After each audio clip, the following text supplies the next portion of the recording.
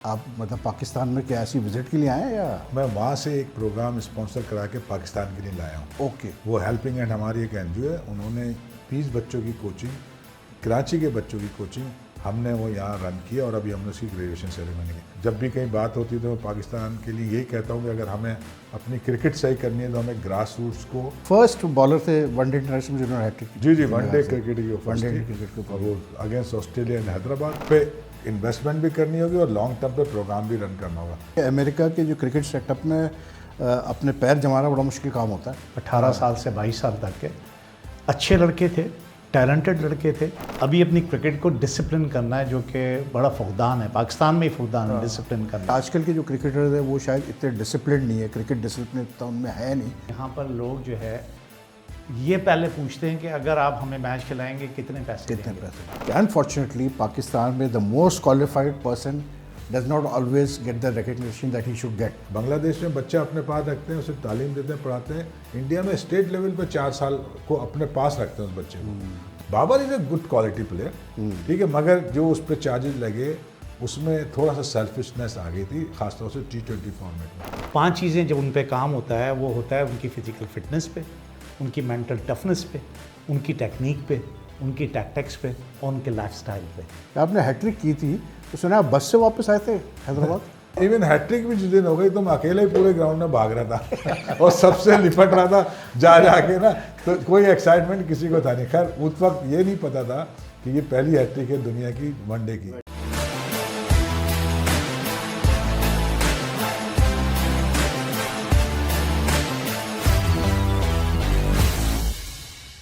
अस्सलाम वालेकुम, हमारी web.com और स्मैशर के तमाम नाजरीन को खुशामदीद। और एक और शो के साथ हाजिर हूँ मैं, और आज भी हमारे साथ बल्कि आज 2 गेस्ट हमारे साथ मौजूद है।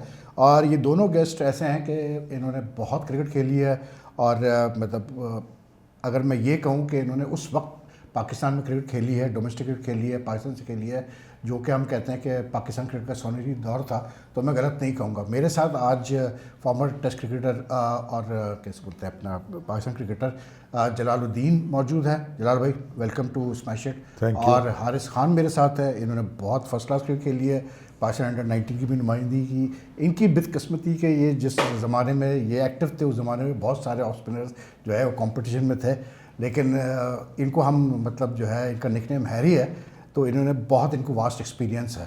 और जलाल भाई और हारिस दोनों का एक कॉमन जो फैक्टर है कि ये दोनों ने कस्टम्स की क्रिकेट टीम, कस्टम्स में बल्कि जो क्रिकेट टीम थी और काफ़ी अरसे तक खेलती रही, ग्रेड 1 ग्रेड 2, उसको ये देखते थे, खेलते भी थे। और जिस ज़माने में अफ़गानिस्तान से प्लेयर्स यहाँ के खेलते थे उसमें सबसे पहले जो पहल की थी वो जलाल भाई ने की थी कि उन्होंने अफ़गानिस्तान से प्लेयर्स अलाउ किए थे कि भाई कस्टम से खेलें। तो बड़े अच्छे दौर में उन्होंने क्रिकेट का मतलब खेली है और कोचिंग वगैरह की है। जलाल भाई सबसे पहले तो मुझे ये बताएं कि मैंने ये सुना था कि आप तो मतलब USA चले गए, ह्यूस्टन में आप सेटल हो गए हैं, वहाँ पर आप जो है कोचिंग वगैरह कर रहे हैं, तो अब आप मतलब पाकिस्तान में क्या ऐसी विज़िट के लिए आए हैं या? नहीं, आपने बिल्कुल सही सुना था और आपको भी हम देखते रहे अमेरिका में कभी कभी। तो क्योंकि मुझे US गवर्नमेंट ने वहाँ ग्रीन कार्ड दिया था for extraordinary ability of cricket coaching, उसकी वजह से मैं वहाँ गया, वहाँ हूँ, मैं अभी भी वहीं हूँ।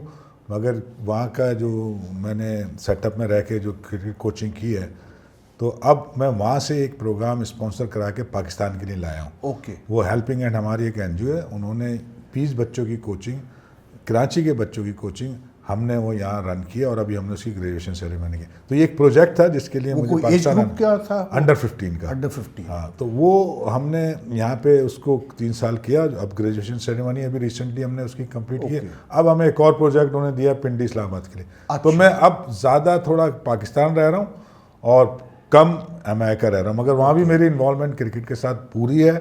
वहाँ भी मैं कोचिंग करता हूँ, वहाँ के स्ट्रक्चर के साथ मैं अटैच हूँ, चीज़ें करता रहता हूँ। मगर क्योंकि ये प्रोजेक्ट मेरे लिए बहुत इंपॉर्टेंट था, मैं हर दफ़ा जब भी कहीं बात होती तो मैं पाकिस्तान के लिए यही कहता हूँ कि अगर हमें अपनी क्रिकेट सही करनी है तो हमें ग्रास रूट्स को पे इन्वेस्टमेंट भी करनी होगी और लॉन्ग टर्म पे प्रोग्राम भी रन करना होगा। तो ये अपॉर्चुनिटी मुझे एक इंडिविजुअल बेसिस पे मिली है, उसको हमने डिलीवर करके दिया है और इंशाल्लाह उसमें से बच्चे हमें अच्छे टैलेंटेड मिले थे जिनकी हमने डेवलपमेंट की। एक सिस्टमेटिक डेवलप थी 4 फेजेस में। वो सब कुछ हमने कंप्लीट किया एज़ पर प्रोग्राम। तो that was a very good program. और जो आपने कहा कि जी आप अमेरिका में, तो अमेरिका में अभी भी हूँ, मैं जाऊँगा, वहाँ भी कोचिंग करता हूँ और यहाँ पे भी करता हूँ, तो दोनों जगह टांगे फंसाई मेरा ये कह एक्सपीरियंस सकते है हैं। वो ये है कि अमेरिका के जो क्रिकेट सेटअप में अपने पैर जमाना बड़ा मुश्किल काम होता है। जी जी, वहाँ ज़ाहिर है आप जब भी नई जगह जाते हैं तो वहाँ के जो चैलेंजेस होते हैं वो आपको इतनी आसानी से एक्सेप्ट नहीं होते, आपको चैलेंजेस आते हैं। तो वो मुझे भी आए और लोगों से मैं, मगर अब मैं काफ़ी फेमिलियर हो गया, वहाँ लोग मुझे जानते हैं, मैं जानने लगा हूँ। तो शुरू के तो 1-2 साल इसी तरह होते हैं। हाँ नहीं, मगर कुछ लोग कोचिंग के हवाले से खासतौर से एज ए टेस्ट प्लेयर तो जानते थे, और हैट्रिक मेरी एक ऐसी थी जो लोगों को याद दिलाती है। अभी भी लोग हैट्रिक से पहचानते हैं, मगर मैं अब बीइंग ए कोच और मैं वहाँ पे, आप फर्स्ट बॉलर थे वनडे इंटरनेशनल जिन्होंने हैट्रिक की। जी जी, वनडे क्रिकेट की वो फर्स्ट थी, और वो अगेंस्ट ऑस्ट्रेलिया एंड हैदराबाद, वो एक पहचान बन गई मेरी। और अमेरिका में भी ज़्यादा उसी से लोग पहचानते हैं, मगर मैं चाहता हूँ कि मुझे पहचाने एज ए कोच, क्योंकि मैंने अब क्रिकेट छोड़ने के बाद मैं उन पानियर कोचेज में से हूँ जिन्होंने ट्रेनिंग ली आउटसाइड जाके।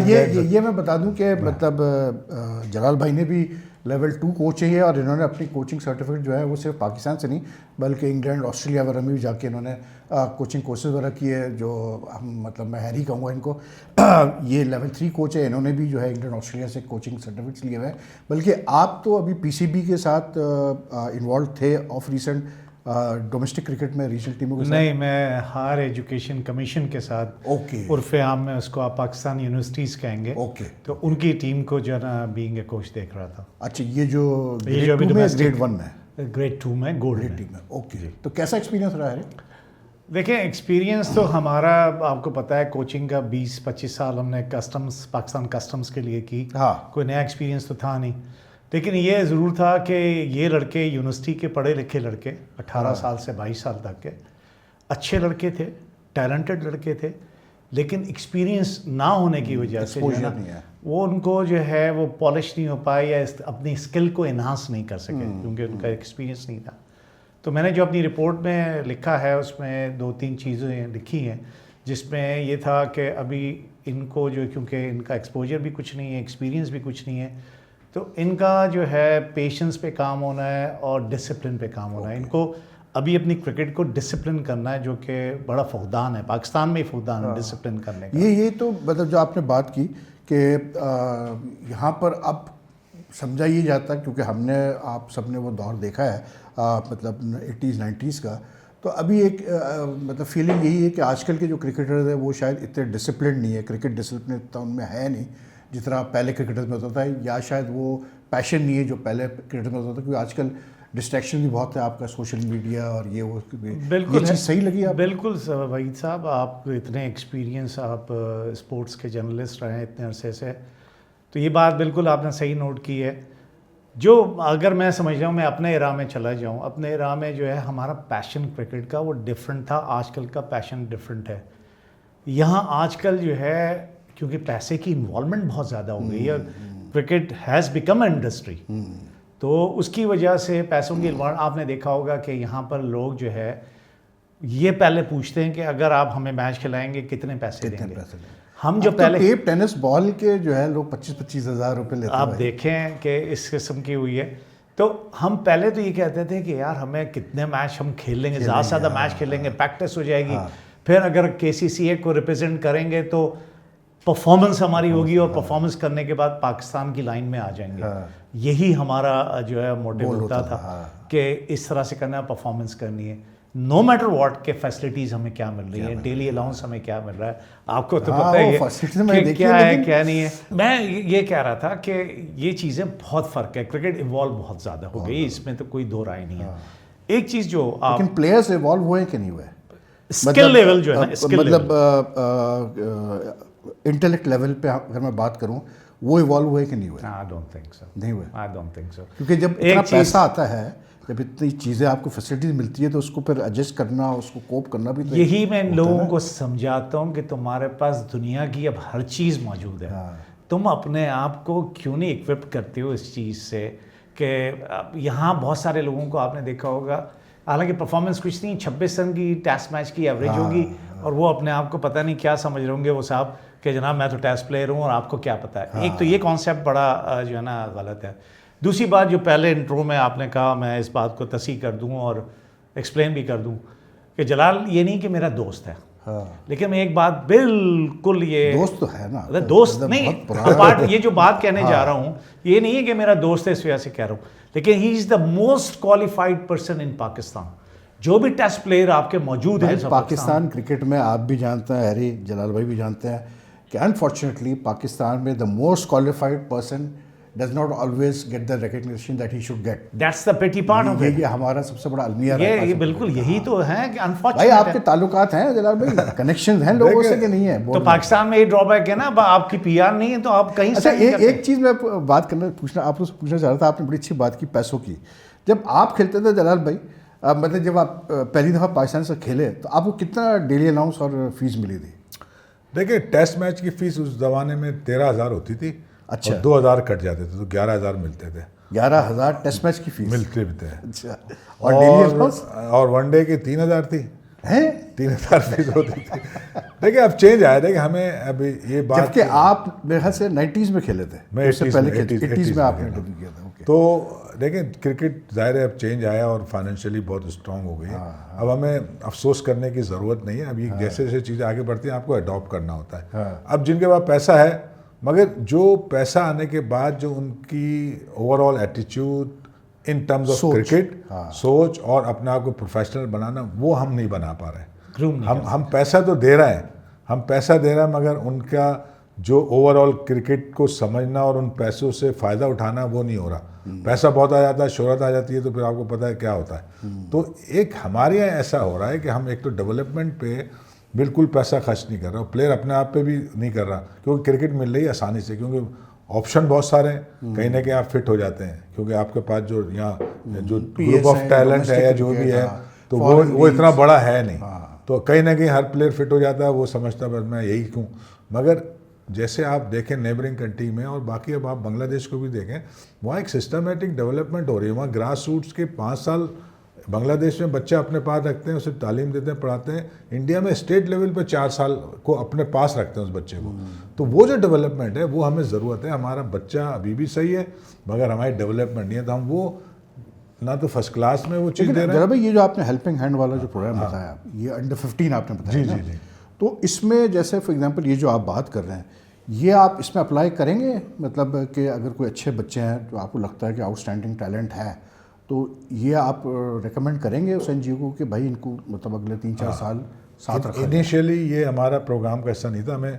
हमारा जो गोल था वो ये था कि इस बैच को हम ऐसा करेंगे कि ये अपने रीजनल लेवल पे अंडर 15, 17, 19 रीजन तक खेल लेंगे।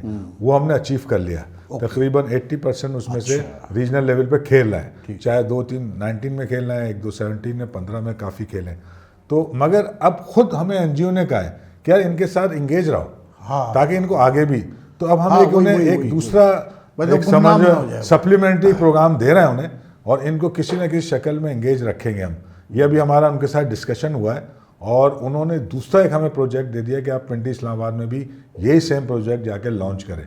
तो इंशाल्लाह ये जो बच्चे हैं इनको हम गाइड करते रहेंगे, मगर शायद वो फ्रीक्वेंसी नहीं होगी अब जो हम पहले मुझे याद पड़ता है जरा भी हैरी के, मतलब जब रमीज राजा चेयरमैन थे तो उन्होंने एक ये प्रोग्राम स्टार्ट किया था, अनाउंस किया था कि भाई जो बच्चे हम इतने लेंगे और फिर उनकी हम तालीम भी के भी पैसे देंगे, उनको एजुकेट भी करेंगे और हर चीज़ उनको क्रिकेट की कोचिंग भी देंगे, लेकिन उसके बाद फिर वो हवा में उड़ गया ना। ये मैं नहीं चला। यही बताना चाह रहा हूँ कि अगर आप देखें दूसरे मुल्कों में, जैसे मैंने बताया नेबरिंग कंट्री में 4 साल का हो रहा है स्टेट लेवल पे, बांग्लादेश 5 साल लगेगा। हम अपनी टीम लेके गए थे बांग्लादेश अपने एक क्लब की, तो वहाँ 5 साल का प्रोग्राम उस ज़माने में रन हो रहा है। मैं 2010 की बात बता रहा हूँ। BKSB उनका एक गवर्नमेंट इंस्टीट्यूशन है, वो 8 गेम्स को क्लास 7 से लेते हैं 12 तक अपने पास रखते हैं। मतलब बाकायदा हॉस्टल है उनके पास, और साइंटिफिक अप्रोच से ट्रेनिंग। उस वक्त ये था कि बांग्लादेश में क्रिकेट का स्टैंडर्ड इंटरनेशनल स्टैंडर्ड से बहुत नीचे था, अब वो हाई हो गया। तो अब आप देखें उनमें चेंज आया। हमारा तो नेचुरल, हमारा तो पाकिस्तान में जो नेचुरली जो हमारा क्रिकेट टैलेंट है खासतौर से, वो तो इंटरनेशनल को मीट करता है। तो हमें तो सिर्फ एक अच्छा डेवलपमेंट चाहिए। हम अभी फिर उस लेवल के प्लेयर हम डेवलप कर सकते हैं जो अब पहले कभी हमारे वर्ल्ड में माने जाते थे, जो अब नहीं है। तो मगर ये है अभी भी कर सकते हैं, क्योंकि रॉ टैलेंट सही है ना, डेवलपमेंट नहीं हो रही। एक तो वो लोग हमारे पास ह्यूमन रिसोर्स नहीं है, और हमारे पास प्रोग्राम नहीं है। ह्यूमन रिसोर्स यहाँ तो हर आदमी कोच है। नहीं, कोच तो आप बन जाएं, कॉम्पिटेंसी की बात देखिए करो। क्वालिफिकेशन जो है ना बहुत ज़रूरी है। आप किसी भी सब्जेक्ट की क्वालिफिकेशन हासिल करते हैं तो वो बहुत इंपॉर्टेंट होती है। मैं खाली क्वालिफिकेशन को मैं हमेशा कॉम्पिटेंसी भी चाहिए। हमेशा सर्टिफिकेट लेना नहीं काफी नहीं होता। है। आपका एक्सपीरियंस होना क्रिकेट के लिए बहुत अर्सा खेलिए, बहुत अच्छा है आपका एक्सपीरियंस होना क्रिकेट खेलना। इसके साथ क्रिकेट की एजुकेशन लेना, जैसे कि जलाल ने लिया या मैंने ले ली है, तो ये सोने पे सुहागा आप समझ लें कि एक इजाफी पॉइंट है। तो आप जो ये बात कर रहे थे कि अंडर 15 पे आप किस तरह से ग्रूमिंग होनी है और क्या होना है, तो 5 चीज़ें हमेशा बड़ी इंपॉर्टेंट रहती हैं। वो क्या हैं 5 चीज़ें? जब उन पे काम होता है वो होता है उनकी फ़िज़िकल फिटनेस पे, उनकी मेंटल टफनेस पे, उनकी टेक्निक पे, उनकी टैक्टिक्स पे और उनके लाइफस्टाइल पे। ये 5 चीज़ों पे काम हो रहा होता है। अब आई डोंट नो कि ये काम पाकिस्तान क्रिकेट बोर्ड कितना कर रहा है, लेकिन हमारा क्योंकि इसने सिलेबस बनाया हुआ है जलाल ने, और एक सिलेबस के थ्रू हम चलते हैं। आपको याद होगा जब हमने ये सारा करके आए थे ऑस्ट्रेलिया से, तो हमने सिलेबस बनाया था, हमने प्लेयर्स डेवलपमेंट में और कोचेस डेवलपमेंट में बहुत काम किया था। हमने अपने कोर्सेज भी कंडक्ट किए। नहीं, मगर आपने बोर्ड के लोगों को सोचने में मजबूर कर हाँ, दिया। वो तो एक वो एक्सेप्ट नहीं। हाँ, बिल्कुल आप सही कह रहे हैं कि शुरू में जलाल एक्सप्लेन करेगा इसको। पाकिस्तान में अगर first time coaches, certified coaches from Australia develop किए तो हमने किए। क्रिकेट बोर्ड का उस वक्त एजुकेशन डिपार्टमेंट नहीं था। वहीं से ये नाराज हुआ कि आप क्यों कर रहे हो ये काम, ये तो हमारा। हम तो अपने एकेडमी के थ्रू करते थे। और आज वही कोचेस आज से ज़्यादा हमने ऑस्ट्रेलिया से बुला के, क्योंकि हमने जाके वहाँ लेवल 2 किया था, वही कोर्स हमने यहाँ कंडक्ट कराया, जिमखाना में किया, और 6 दिन का कोर्स था पूरा। और वो इतने खुश हो गए, हमने अच्छा टैलेंट उनको दिया कोचेस। वो कोचेस तो आधे से ज़्यादा तो बोर्ड में लगे हुए आजकल। उस वक्त ये कहते थे हम इनको लेंगे नहीं, अब वही कोचेस लग रहे हैं। खैर उन्होंने बाद में भी और अपनी एजुकेशन की। मैं ये कह रहा हूँ कि देखें, एक तो लर्निंग कभी ख़त्म नहीं होती। जैसे आप जब हम बात कर रहे थे, आपने कहा लोग कह रहे हैं जलाल साहब कहते हैं मुझे सब आता है। मैंने कभी ये क्लेम नहीं किया साहब, मगर मैं अपने आप को अपडेट करता रहता हूँ। अभी रिसेंटली मैंने एक NLP ट्रेनिंग प्रोग्राम होता है वो किया है, 10 दिन का था वो ऑनलाइन। वो एक नई चीज़ मैं सीखना चाह रहा था कि वो किस तरह माइंड गेम होता है, वो उस पर कर रहा हूँ। फिर अभी मुझे ICC अमेरिका ने सेलेक्ट किया कि आप हॉलैंड में होना है लेवल 3 इन नवंबर, उसके लिए कि आप आएँ वो करें। मैं तो हालांकि लेवल 3 कह रहा हूँ, मगर मेरा रिफ्रेशर हो जाएगा। मुझे उन्होंने सेलेक्ट कर लिया है, तो मैं तो हर वक्त चाहता हूँ कि कुछ ना कुछ पढ़ता रहूँ, आगे बढ़ता रहूँ, और इसी से आपको आपकी अपनी नॉलेज और विजडम बढ़ता है ना। कोई भी आप फायदा, मगर हम अपने तौर पे तो अपने प्रोजेक्ट कर रहे हैं। पहले बच्चों को तो फायदा हो रहा है। पहले तो ये होता था कि क्योंकि आप लोग कस्टम्स की टीम चलाते थे, सब कुछ देखते थे, तो आपके पास एक प्लेटफॉर्म तो था जिसमें आप अपनी कोचिंग एक्सपीरियंस को, प्लेइंग एक्सपीरियंस को जो है वो इम्प्लीमेंट करते थे। अब इसको हम जब आपके प्लेटफॉर्म ही नहीं होगा तो नहीं, अब हम इसको ले आए, हमारे पास पाथवे है, हम क्लब से ले आए इसको। क्लब के थ्रू अब हम चीज़ें कर रहे हैं। हम ज़्यादा फोकस कर रहे हैं यही ग्रास रूट्स को, और वहाँ से हम उनको प्लेटफॉर्म दे रहे हैं क्लब का, क्लब से डिस्ट्रिक्ट तक का, और फिर वो जाके रीजन में खेलेंगे। ये हमने एक पूरा प्रोग्राम 1 साल का बनाया। हमारा क्लब भी अब आप देखेंगे इन फ्यूचर कि वो एक जो मॉडल क्लब होता है, जो पूरी दुनिया में क्लब होता है, उस तरह से वो रन होगा।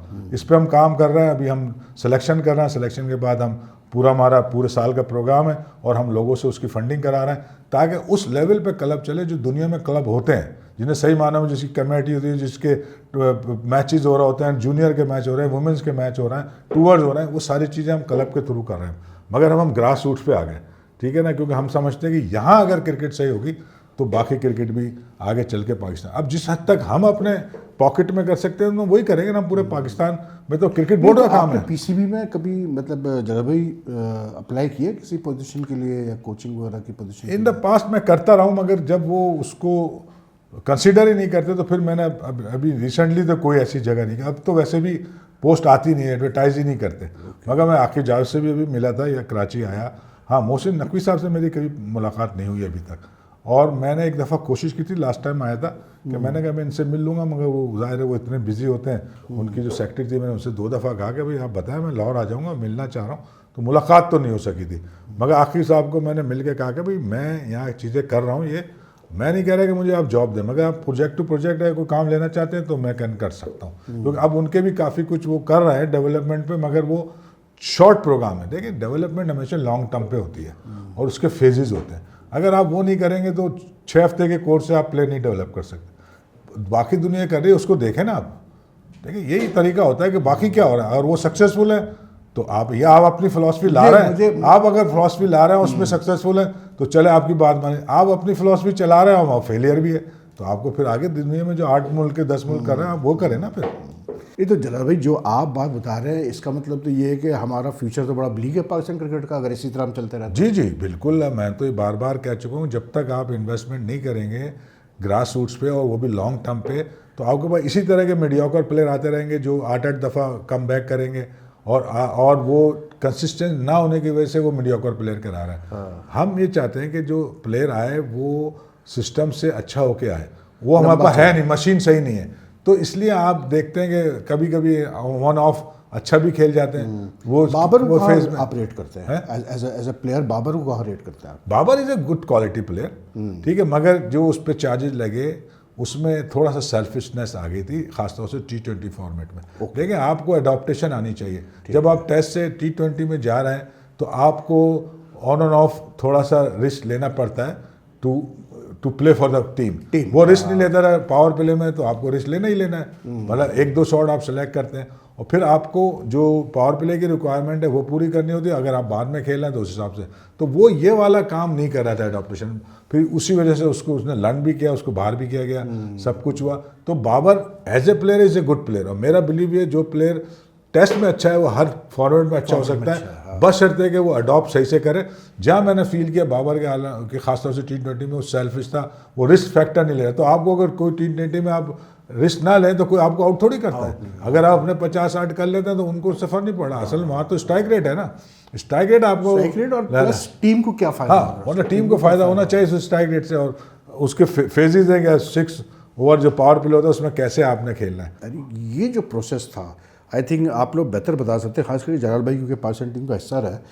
जलाल भाई उस ज़माने में, जिस ज़माने कोचिज जैसे आपके वक्त में तो मेरे से इंतखाब आलम जो थे वो मैनेजर भी होते थे, हर चीज़ वही होते थे, लेकिन आपके ज़माने में एक चीज़ जो नोटिसेबल होती थी कि जैसे जो भी बड़े प्लेयर थे, जावेद भाई ले लें या जो भी थे, मतलब ये सेल्फ अपना एक जो प्रोसेस था सही करने का, अपने आप को सेल्फ इम्प्रूवमेंट का, अपने स्किल पे काम करने का और हर चीज़ का, वो बहुत ज़्यादा देखने में आता था कि मतलब वो एक लेवल ऑफ एक्सेलेंस अपने लिए रखते थे और कहा जाता था कि भाई इस लेवल पर आपने परफॉर्म करना है।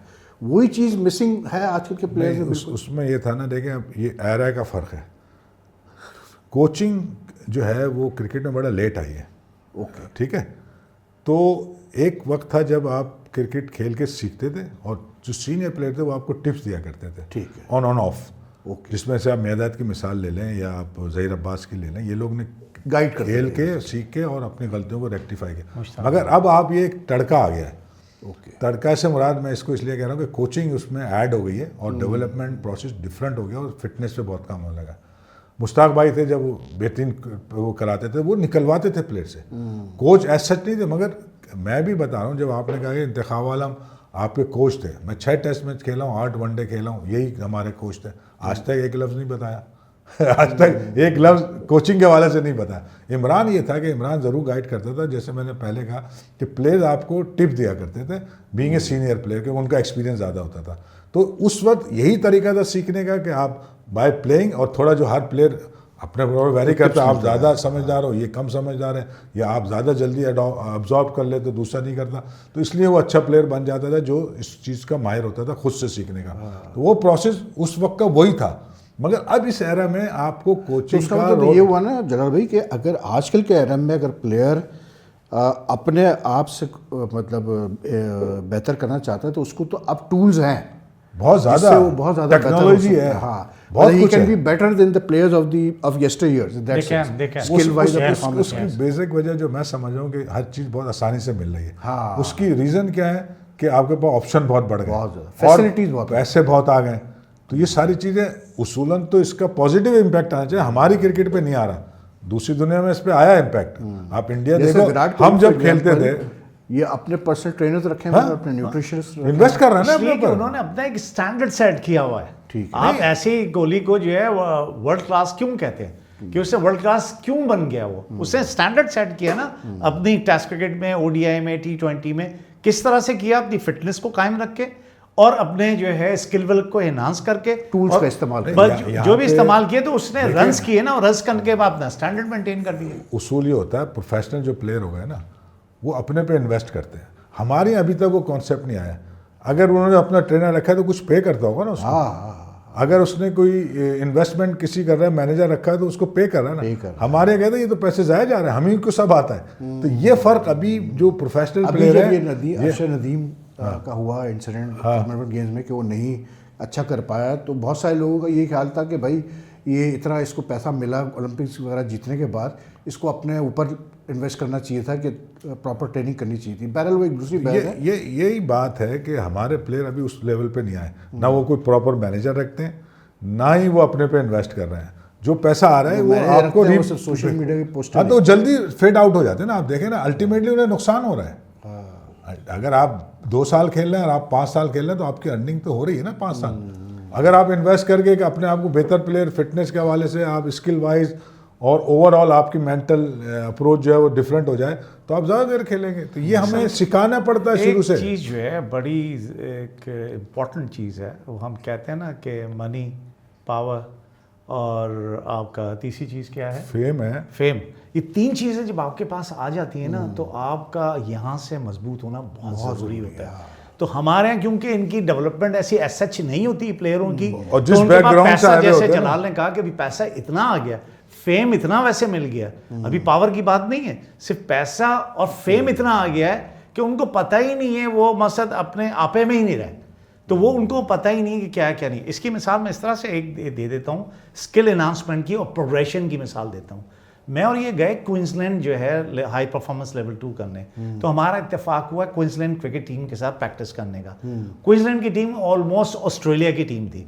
तो मैंने वहाँ देखा कि हेडन जो लेफ्ट हैंड बैटर था, उनका opening batsman, world class batter था, वो अपना नेट सेशन करने के बाद, नेट प्रैक्टिस करने के बाद एक डिफरेंट नेट में चला गया। डिफरेंट नेट पे उसने एक स्पेसिफिक जगह पे बॉल करवा रहा था, और स्पेसिफिक जगह पे बॉल कराने के बाद जब वो पिच हो रही थी, उसको वो 6 जगह मारने की प्रैक्टिस कर रहा था।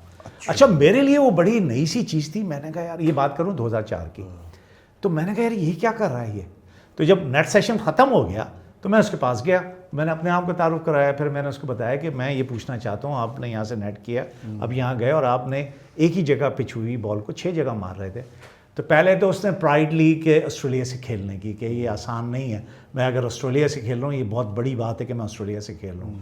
तो अब जो कि क्रिकेट T20 की भी आ गई है, ODI भी ज़्यादा हो रही है, T20 भी ज़्यादा हो रही है, तो आपको जो है अगर बॉलर अच्छी गेंद कर रहा है तो सिर्फ फील्डर के हाथ में नहीं मारना, आपने गैप भी तलाश करना है, आपने रन्स बनाने। लेकिन वो 360 का जो कॉन्सेप्ट है ना, मैंने जो मतलब हमारे पुराने जो ग्रेट सन से जो मैंने बातें की है, एग्जैक्टली यही चीज़ें हमारे फॉर्मर ग्रेट्स करते थे।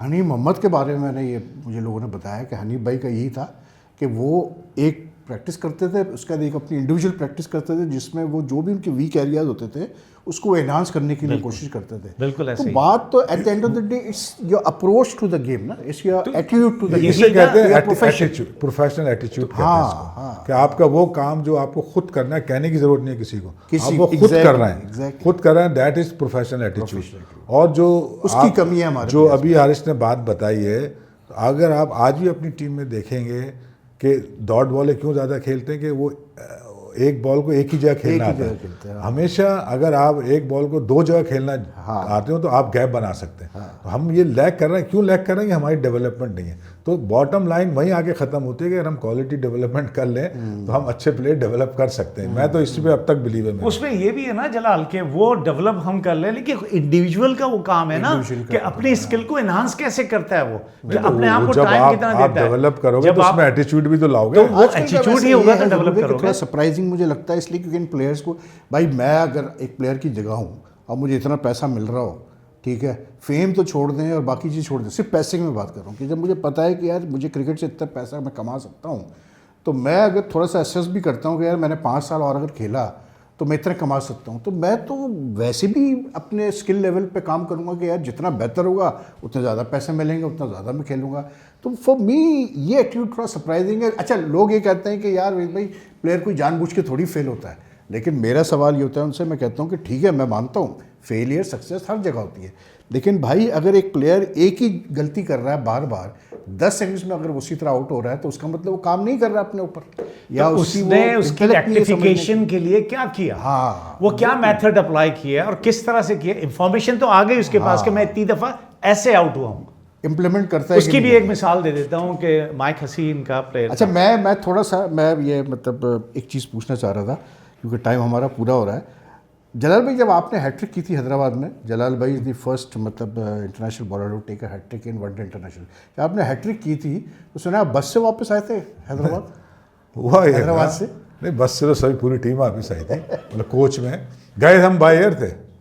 असल मैं इनफैक्ट एक्चुअल टीम में नहीं था, जो टीम होटल में ठहरी हुई थी। हाँ, मैं लेटली सही इसमें दिन इंक्लूड हुआ, नहीं मैं लेट इंक्लूड हुआ था। इमरान खान ने लेटली मना कर दिया था वो मैच खेलने के, बिल्कुल एक्लेमेटाइज नहीं था, वो लेट आया था इंग्लैंड से। अच्छा, तो मैं कैंप में तो था मगर मैं टीम में नहीं था। तो फिर मुझे लेट शाम को पता चला कि आप सुबह एयरपोर्ट पहुंचे, आपको इसमें इंक्लूड कर लिया मैच में। जो हैदराबाद में हम बाई फोकर गए थे, हाँ हाँ हाँ, तो उसमें हैदराबाद। हाँ, जब हम मैच खेल के आ रहे थे तो जाहिर है फिर हम कोच से आए थे, जो कि अमूमन हैदराबाद से आते हैं। हाँ। तो जब आप पूछने जो चाह रहे हैं वो मैं आपको बताता हूँ कि ये हैट्रिक क्या हुई। थ्रू आउट इसमें कोई एक्साइटमेंट नहीं था। मैंने बॉलिंग की, मैंने पहला विकेट लिया, दो ना ज़हीर अब्बास कप्तान थे, ना उन्होंने कोई फील्ड एडजस्ट करी। जैसे हम अमूमन जब हैट्रिक ऑन हैट्रिक होते हैं ना, तो ज़रा सा अटैकिंग फील्ड ले लेना, ये वो, इसमें कुछ नहीं हुआ। और इवन हैट्रिक भी जिस दिन हो गई तो मैं अकेले ही पूरे ग्राउंड में भाग रहा था और सबसे लिपट रहा था जाके ना, तो कोई एक्साइटमेंट किसी को था नहीं। खैर उस वक्त ये नहीं पता था कि ये पहली हैट्रिक है दुनिया की वनडे की, एक अलग बात है, मगर इवन हैट्रिक तो थी ना, और मैच भी हम जीत गए थे। तो जब वापस आ रहे थे तो मैं इस खुशफहमी में था क्योंकि मैं टीम का पार्ट तो नहीं था, मगर मैं गेम में था। उससे पहले मैं साइड मैच भी खेला था, 5 आउट के लिए, इंग्लैंड से भी वापस आया था। कराची में फिर टेस्ट होना था। तो अब बीइंग एक प्लेयर मैं सोचा था मैंने हैट्रिक पे गई तो मैं अब टीम का हिस्सा हो जाऊंगा। इस लिहाज से मैं, जब हम वापस जा रहे थे बाय रोड, जब हमने सुराब गोट क्रॉस किया तो मैंने कहा अब तो घर करीब आ रहे हैं। मैं तो इसमें था कि मुझे क्या आप भी होटल में आ जाएं। तो मैंने पूछा, मैंने इंतखाब से पूछा कि मेरे लिए क्या हुक्म है? कहना आप जितनी जल्दी हो सके घर जाएं। तो मैं जैसे करिए बात है, मैंने ठप मारा उसमें कोच में, रुको। अच्छा, उस ज़माने में कोई इतने बड़े बड़े बैग होते नहीं थे, हम बॉलर भी थे, तो हमारे पास तो किट भी छोटा सा बैग था। उतरा, सामने रिक्शा खड़ा था, मैं रिक्शा में बैठा और घर चला गया, नाजोबाद में रहता था। तो मतलब ये हैट्रिक करके आज के दौर में अगर इसको सोचा जाए तो इस रियली अमेजिंग कि भाई ऐसी भी कोई बात होती है। तो हम ये समझ रहे हैं कि हम वर्ल्ड रिकॉर्ड टीम में आने के लिए खुश हो रहे हैं कि चलो होटल में ठहरेंगे। वो जल्द से जल्द जो है वो लफ्ज इस्तेमाल कर दे। अगर इसको और कंटिन्यू कर दो तो आप और हंसी आ जाएगी आपको।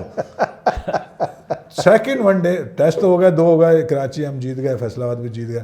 लाहौर में सेकंड वनडे को मेरा चांस आ गया, तो मैंने कहा चलो हम कहे खेले। वनडे में गया मैं खेलने, तीसरा टेस्ट वहीं था लाहौर में 3 दिन के बाद। तो मैं जब दूसरा वनडे खेला, मैंने दोनों ओपनर का अच्छी परफॉर्मेंस हो गई। तो अब मैं तो कराची से सिर्फ वनडे खेलने के, टीम तो वहाँ गई भी थी और फिर आगे टेस्ट भी होना था। फिर यही सवाल उठा मेरे जहन में, मैंने पूछा इमरान वो उससे इंतखाब आलम से, क्योंकि वही होते थे। इमरान से तो हम बहुत कम बात करते थे, जाहिर ऐसी बात थी कि उनको उससे ज़्यादा हम फ्री नहीं हो सकते थे। तो मैंने इंतखाब से पूछा कि भाई अब मेरे लिए क्या, कह लें जितनी जल्दी हो सके जाओ। अच्छा, आपको पता है वहीं ऊपर बोर्ड से टिकट आ गया, मैं 8 बजे आया, मगर मोहसिन मेरा रूममेट था, तो मैंने मोहसिन खान। अच्छा। तो मैंने उससे कहा कि यार अब मैंने तो ज़रा अल्फाज इस्तेमाल किए, मैं यहाँ नहीं कर सकता। मैंने यार ये अजीब आदमी है, कह रहे तुम जाओ मैं इमरान से बात करूँ। मैं आ गया, उसी रात आ गया। अगले दिन हमारा फर्स्ट क्लास मैच हो रहा था, लाइट बैंक से मैं मैच खेला। जब मैं सेकंड डे गया हूँ तो फिर कॉल आ गई कि आप वापस चलें लाहौर। मैं लाहौर आ गया तो फिर इमरान ने मुझे एक बड़ी जो उसका स्टाइल होता था गाली देने का, उसने कहा यार किसने तुम्हें वापस भेज, तुम तो कंटेंडर हो। तो इस तरह मैं वो टेस्ट खेला था, फर्स्ट टेस्ट मेरा जो ऑस्ट्रेलिया का खेला। तो बड़े इंटरेस्टिंग चीज़ें होती रहती हैं क्रिकेट में। हाँ, नहीं वो तो मुझे उस ज़माने में तो खैर अलग ही माहौल था। अनफॉर्चुनेटली जी हमारा टाइम जो है ख़त्म हो गया। तो मैं जलाल भाई से और हरीश से, दोनों से बहुत बहुत शुक्रिया आप दोनों का, आप लोगों ने टाइम निकाला, अच्छी गुफ्तगू रही आप लोग के साथ। और ये तो एंड में आके जलाल भाई ने शुरू किए किससे बता रहा वरना मैं तो शुरू ही से करता। इनको नेक्स्ट टाइम बुलाएंगे ज़रूर प्रोग्राम में और फिर मज़ीद से बातें करेंगे। तो thank you both of you all for joining us. आपको पता है क्रिकेटर्स के पास स्टोरीज बहुत होती हैं, हम तो कम खेले फिर भी मुश्ताक भाई के पास जितनी स्टोरीज है ना, मुश्ताक भाई की तो खैर क्या बात है, और उनका सुनाने का अंदाज भी बड़ा सुनाने का अच्छा अंदाज भी जो है, खास करके वो नवाब वाली स्टोरी वो तो खैर उनकी बहुत ही अहम चीज़ है।